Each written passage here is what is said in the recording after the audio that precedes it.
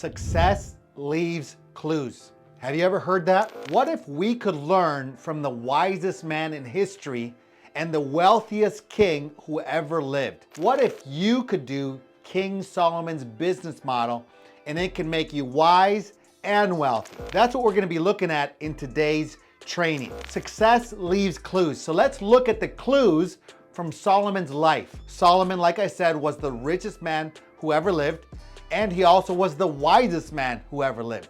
So let's find out what made him wise, why this made him so amazing, and why this made him wealthy. Maybe we could learn from him. So let me give you a little context. So many years ago, I sat in a conference. I was 21 years old, and I attended a John Maxwell leadership conference where he said, I learned all of my leadership principles from the Bible. Now, I had read books before, but I had never brought together that I could become a great leader from learning from the Bible. And so what we want to do is we want to learn the principles that are found in Solomon's life, where there's a lot of clues for us to learn from and that we can also do ourselves. I think that's why things about him, things about Solomon, things about, the things that he wrote are really meant for us to look at. They're clues into his life. What made him great? He even describes an entire book in Ecclesiastes why he made so many blunders and fouls and mistakes in his life, because he looked at it and go, well, this is a great season, Proverbs. This was, looking back in these areas wasn't so great. So we want to look at someone's life like him and figure out, what can we learn from? Because here's the thing, we're learning principles. Just like there's physical laws that govern the physical universe, Solomon reveals laws and principles for business and for living that in such a way that can really help our own lives and our own businesses. So the context for Solomon's life, he became king right after his father David, and naturally he wanted to be a good king. And one night, in a dream, God came to him and he asked him, what do you want? And Solomon, who was, like 20 years old at the time, he could have asked so many different things. Think about it. You're 20 years old and he could ask for wealth. He could have asked for power. He could have asked for more territories, but he didn't. Solomon, in his humility, asked for wisdom to govern God's people, because he knew that he couldn't do it alone with what he had. So I want to look at it from this vantage point. Let's dive in to learn from Solomon's business model, and we're going to look at it from the Bible. All right, so we're going to start in 1 Kings chapter 10, verse 1. Now, when the Queen of Sheba heard of the fame of Solomon concerning the name of the Lord, she came to test him. That's what it said. She came to test him with hard questions. And this tells us a couple things right off the bat. First, she heard of his fame. Solomon was famous. But Solomon wasn't famous, he wasn't trying to make himself famous. He was making God famous for God's sake. So that's a clue. Then it says this, she came to test him with hard questions. And here's the thing, if you're doing something remarkable, if you're doing something special, your reputation will spread. It's gonna be, all over the place. People are gonna hear about how great you are or how great the things you're doing, right? So this is a clue for us to look at. If you're doing something great, people are gonna pay attention. If you're doing something not so great, no one's gonna care. No one's gonna pay attention to it at all. But if you're doing something great, people are gonna search you out. So this Queen of Sheba, she came to see if he was wise, as she had heard, his reputation was out there, right? So let's keep on going. 1 Kings chapter 10, verse 2. So she came to Jerusalem with a very great company, with camels that bore spices, very much gold, precious stones. And when she came to Solomon, she spoke to him about all that was in her heart. And then in verse 3, it says, Solomon answered all her questions. There was nothing so difficult for the king that he could not explain to her, it says. And then when the Queen of Sheba had heard all of the wisdom, or seen That's what the Bible says. She had seen all the wisdom of Solomon, meaning she looked at it, the house that he had built, the food on his table. Check these details out. The food on his table, the seating of his servants, the service of his waiters and their apparel, his cupbearers, his entryway by which he went out in house to the Lord. There was no more spirit in her. That means it took her breath away. Like, wow. You know, look at the waiters, look at the servants, look at the hallways. That it was just majestic for her. Then she said to the king, it was a true report which I heard in my own land about your words and your wisdom. So he had said things that it got to his wisdom, and his words got to her. It made her pay attention. So the effects of his wisdom, even the apparel of his servants, impressed her. Everything about Solomon screamed excellent. It wasn't mediocre. Please pay attention to this. It wasn't mediocre. Everything about Solomon took her breath away. His wisdom spread. He was so good. He was so talked about, referred to in great ways. One of the problems that we have in business is that we're looking for people to buy our stuff. We are looking for that transaction. We don't even have something good to offer people. We don't even have that great product. We're just looking and focusing our attention on the transaction. The transaction. I gotta make more money. I gotta make more money. I gotta reach my goals. Those are all good, but I'm telling you, if you focus on being excellent, you're gonna actually have a great reputation. So instead of focusing your stuff or your attention on the transaction, focus on making good stuff that people talk about you. Serve people so well that people get great results. Do as you promised them so that the word about you spreads. Here's the first lesson that I want to talk to you about that we can look at, the clue that we can look at from Solomon's life. Become great by doing great. So here's the first principle that we want to learn from Solomon. Number one, anchor your life and business in excellence. You want to be known for being great. Now you might say to me, Antonio, I want to make money. How do I learn to make money? Don't tell me about quality, but here's the thing. This is the first principle. If you want to create wealth, you want to become great. Do great, be great, and then you create great wealth. So serve people greatly, okay? So are you going to be a part? You want to ask yourself a question. Are you going to be a part of the mediocre many, or are you going to be a part of the excellent few? Being mediocre is easy. Everyone's doing it. But being excellent, it takes attention to detail. It takes extra effort, extra investment, extra time, extra taking care of your clients, not just looking for the transaction, but it's about under promising and over delivery. That way people don't feel like you're taking advantage of them, but they're going to sing your praises instead. They're going to speak highly of you because they heard you heard about their pain and you answered them. You solved their problem and then some. You went way beyond what you said you would deliver. You didn't find ways to do as minimum as possible, but you found ways to over deliver and give extra support. Listen, and I know this so well, your name and reputation is the most important thing. Your reputation matters. Now, your brand and your reputation are one and the same. So don't make a product that is weak. Make a product that is great. Don't just look to market your stuff. I hear a lot of people, it's all about marketing and it's all about sales. It's not really about your product. That is not true.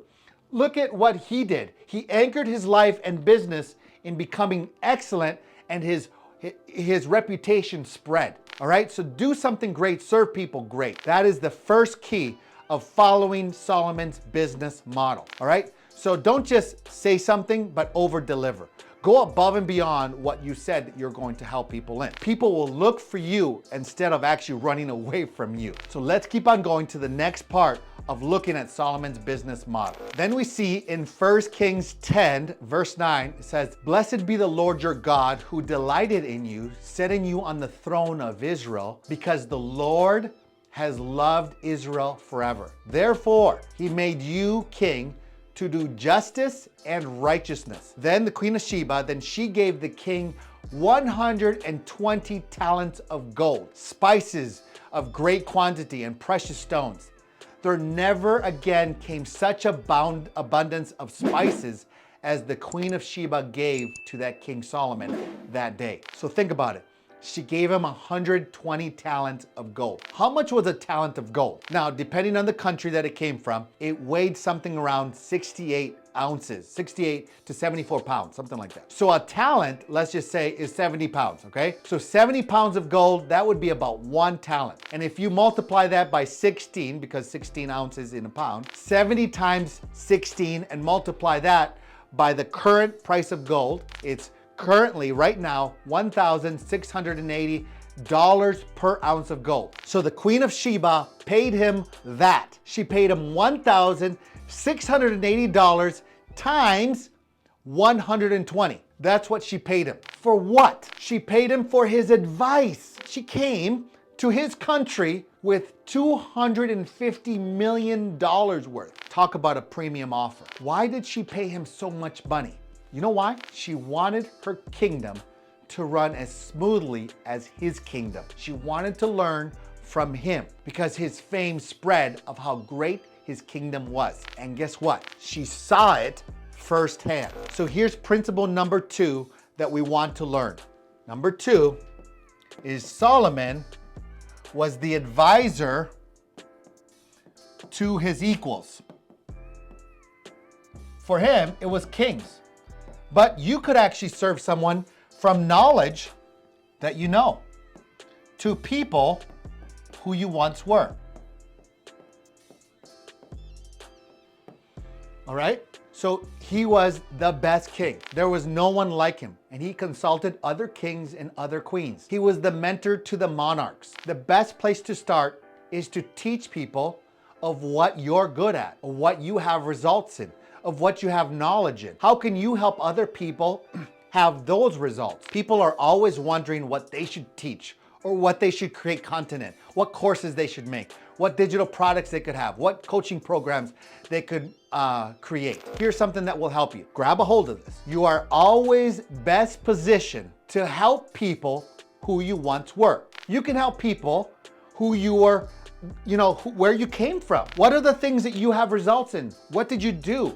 Help those people. If I were to look back at someone who was 20 years old, I'm 45 now, who was I at 20 years old? Can I help that person? Absolutely. I can definitely help that person. So with the skills, with the results, with my experiences, I can actually create a package that can help that person. What about you? What did you do? What do they need? Teach them that and help them get those results. Start there. Teach them how to do it, but you want to make them pay for it because those who pay attention. Help the people behind you. Maybe you're not the guru. That's fine. You relate to someone who's just starting. You relate better than the gurus anyways. So don't attempt to start at the top. Start where you are and serve people where you just came from and get those people results. Now let's keep on going. 1 Kings chapter 10, verse 23. So the King Solomon surpassed all the kings of the earth in riches and wisdom. Now all the earth sought the presence of Solomon to hear his wisdom, which God had put in his heart. Each man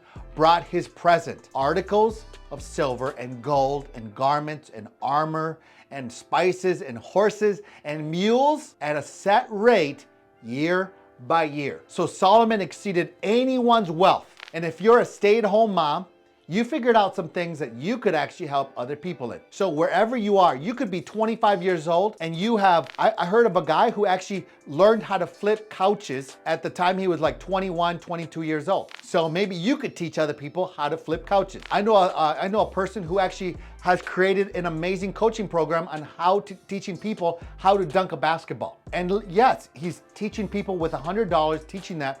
My son and my daughter-in-law, as soon as they had their second son, they bought a course on how to put their baby to sleep. So these are all courses, these are all digital products, and they've probably even extended it into other capacities, creating coaching programs. They don't want to just teach information. They want to coach people on how to have the results and the experiences that they've had as well. So back to Solomon. So all of the kings of the earth learned from King Solomon. Not only did they learn from Solomon, this is going to be key, but I believe that they sent people, maybe their team members, their staff, all the other people that worked with them to learn from him as well. So this begs the question, how did he reach so many people? That leads me to the third principle.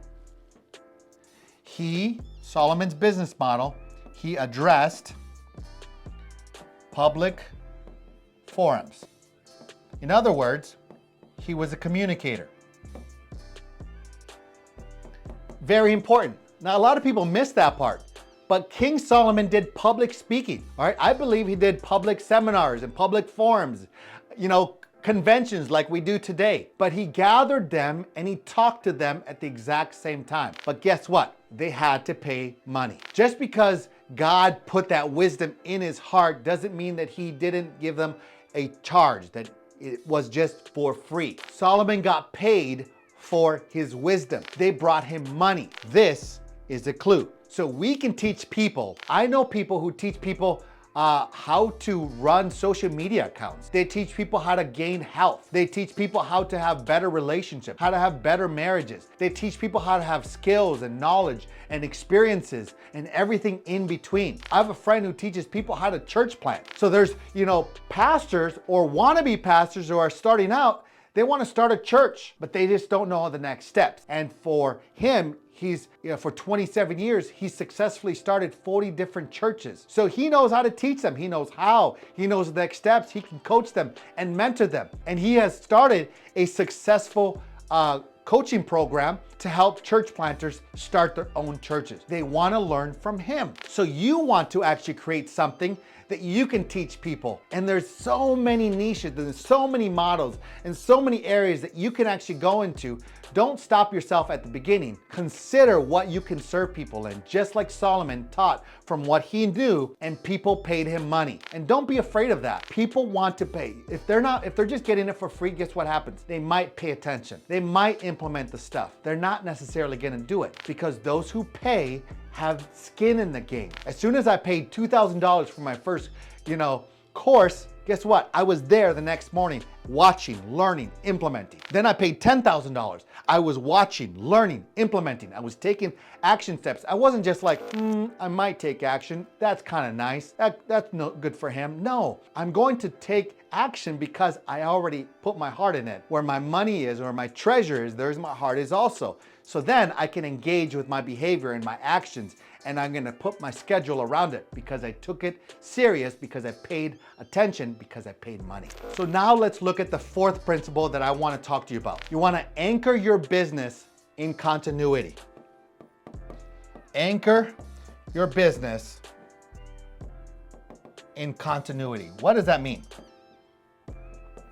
He created a continuity program. In verse 25, it says that each man brought his present. They brought articles of silver and gold and garments and armor and spices and horses and mules, and this is key, at a set rate year by year. At a set rate year by year. So Solomon got paid every single year. It was a set amount, and he got paid every single year. That's the goal of every business, of your business. This is how you create what's called passive or automated income. You create assets that pay you every single year, a set amount all the time that you can count on. Maybe it's a membership site. Maybe it's a way to automate your business. This is how you scale, but this is also how you buy your time back, because you're an expert in something. You can figure that out based on some of the things that we talked to you about. He's consulting his peers. He's communicating to crowds, and he's creating programs that will help people over time, called the continuity cash flow system, all right? And he was doing all these things. So first of all, he was excellent in what he did. It wasn't mediocrity. He was an advisor to his equals, okay? He brought knowledge. He knew who he was serving, okay? And then he was an advisor on public forums. I mean, he addressed in public forums. I mean, he was public speaking. He was communicating. Guess what else he was doing? He was creating content. all the time. Like, who wrote Proverbs? Who wrote Ecclesiastes? He did. That's his social media marketing plan, if you will. So he wrote content. Maybe you could write songs. Maybe you can write blogs. Maybe you can create ebooks. Maybe publish books. That's creating content. Maybe you can go on social media and start creating short form or long form content. Long form, just like what you're talking about, that you're listening to right now. So he was a communicator. That's a business model. And then number 4, he was an anchor. He anchored his business in a continuity program, an asset that was always making him cash flow. So apply this in your life and do me a favor. Comment, like, subscribe, and do all that YouTube stuff for me. If you appreciated this content, follow for more. And I look forward to sharing more with you. I'm excited for you, and I'll see you at the top.